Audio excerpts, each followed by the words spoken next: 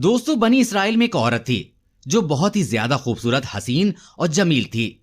اس کے حسن کا یہ عالم تھا کہ جو کوئی بھی اسے دیکھتا اس پر فدا ہو جاتا۔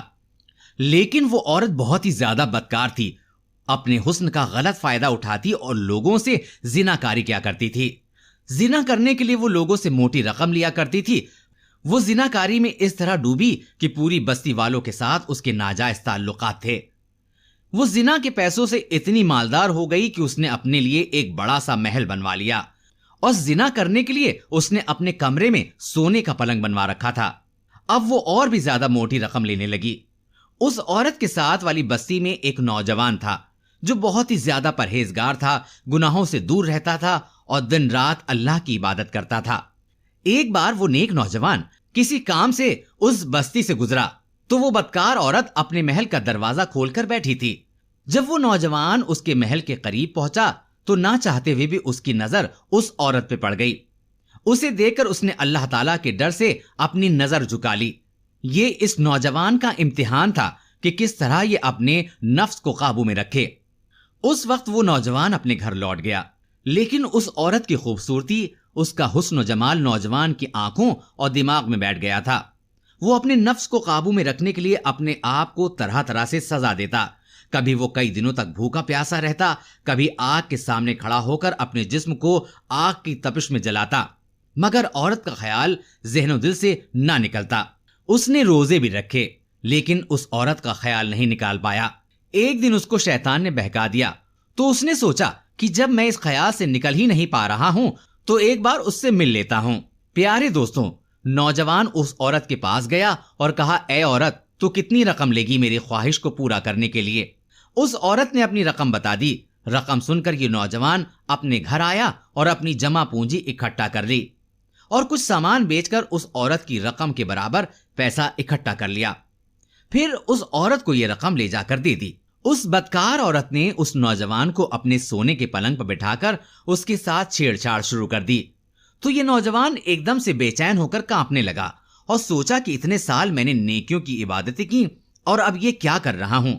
میں جہنم کی آگ کیسے برداشت کروں گا؟ میرا رب تو مجھے دیکھ رہا ہے۔ بس اس خیال کا دل میں آنا تھا کہ اللہ تعالیٰ کا ڈر دل پر غالب ہو گیا، اور اس نوجوان نے عورت سے کہا، اے عورت، مجھے چھوڑ دے، مجھے جانے دے، میں کام نہیں کروں گا جس سے میرا رب ناراض ہو جائے، اور جو رقم میں نے تجھے دی ہے وہ چاہے تو اپنے پاس رکھ لے، لیکن مجھے جانے دے۔ عورت نے سوچا، لوگ میرے ساتھ یہ سب کرنے کے لیے مرتے ہیں، لیکن یہ نوجوان کیوں منع کر رہا ہے؟ بہرحال عورت نے اسے چھوڑ دیا۔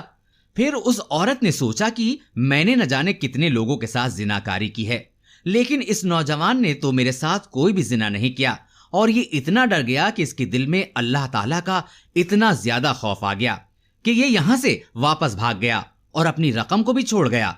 پھر اس عورت نے نوجوان کے بارے میں بہت زیادہ سوچا، دن اور رات اس نوجوان کے بارے میں سوچتی رہی، اور پھر اس کا پتہ لگانے کے لیے اس کی بستی میں چلی گئی۔ اس کا پتہ پوچھتے پوچھتے وہ اس کے گھر کے پاس جا پہنچی۔ جب یہ عورت اس کے گھر کے پاس جا پہنچی تو اس نے دروازہ کھٹکھٹایا۔ اس کے چھوٹے بھائی نے دروازہ کھولا اور پوچھا، کیا کام ہے؟ تو عورت نے نوجوان کے بارے میں پوچھا کہ وہ کہاں ہے؟ تو اس کے بھائی نے کہا کہ وہ تو میرا بڑا بھائی تھا، اور اس نے نہ جانے ایسا کون سا گناہ کر دیا تھا کہ ڈر کے مارے کل رات ہی اس کا انتقال ہو گیا۔ یہ بات سن کر وہ عورت بہت زیادہ حیران ہوئی اور سوچنے لگی کہ اس نے تو کوئی گناہ بھی نہیں کیا، پھر ڈر کے مارے اللہ کے خوف کے اس کا انتقال ہو گیا، اور میں کتنی بدکار ہوں، روزانہ نہ جانے کتنے گناہ کرتی ہوں، میرا کیا بنے گا؟ یہ سوچتے ہی اس عورت کی آنکھوں میں آنسو آ گئے اور اس نے سچے دل سے توبہ کر لی۔ پھر اس کے بھائی نے اس سے سارا واقعہ بیان کر دیا۔ اس کے بھائی سے عورت نے کہا، کیا تم مجھ سے شادی کرو گے؟ تو پھر اس نوجوان کے بھائی نے سوچا کہ جب اس عورت نے اللہ تعالیٰ سے سچے دل سے توبہ کر ہی لی ہے تو اللہ تعالیٰ بھی اسے معاف کر دے گا، اور پھر اس نے اس عورت سے شادی کر لی۔ پھر اس عورت نے برائی کے کام سے کمائے ہوئے اپنے تمام اثاثے بیچ دیے۔ اس کا جو محل تھا اس نے وہ بھی بیچ دیا، اس کا جو سونے کا پلنگ تھا اس نے وہ بھی بیچ دیا، اور اپنے تمام پیسے جائیداد سب کچھ غریبوں میں بانٹ دیے۔ اور اس کے بعد اس عورت نے دن رات صرف توبہ کی اور اللہ کی عبادت کی۔ یہ عورت نیک اور پرہیزگار ہو گئی۔ اس کے دل میں اللہ کی ایسی محبت جاگی اور ایسا خوف جاگا کہ اب یہ عورت کسی غیر محرم کے پاس جانا تو دور، اس کو دیکھنا بھی پسند نہیں کرتی تھی۔ یہ عورت اللہ تعالیٰ کے حکم پر چلنے لگی اور پھر اس کے یہاں 7 بچوں کی پیدائش ہوئی۔ بتایا جاتا ہے کہ اس کے ساتوں بچے اللہ کے ولی بن گئے۔ تو دوستو، آپ نے توبہ کرنے کی برکت کو ملاحظہ کیا؟ اگر کوئی سچے دل سے توبہ کر لے تو وہ کتنا ہی بڑا گنہگار کیوں نہ ہو، اللہ تعالیٰ اسے معاف فرما دیتا ہے اگر وہ سچی توبہ کرے۔ دوستو، ہم سب کو بھی چاہیے کہ اگر ہم سے جانے انجانے میں کوئی بھول ہو گئی ہو، کوئی بھی گناہ ہو گیا ہو، تو اللہ تعالیٰ سے سچے دل سے توبہ کر لینے میں ہی بھلائی ہے، کیونکہ دوستوں اللہ تعالیٰ تو رحمان ہے، رحیم ہے، وہ اپنے بندوں کے گناہوں کو معاف کر دیتا ہے۔ تو اللہ تعالیٰ سے یہی دعا ہے کہ اللہ تعالیٰ ہم سبھی کو معاف کر دے۔ آمین، اللہم آمین۔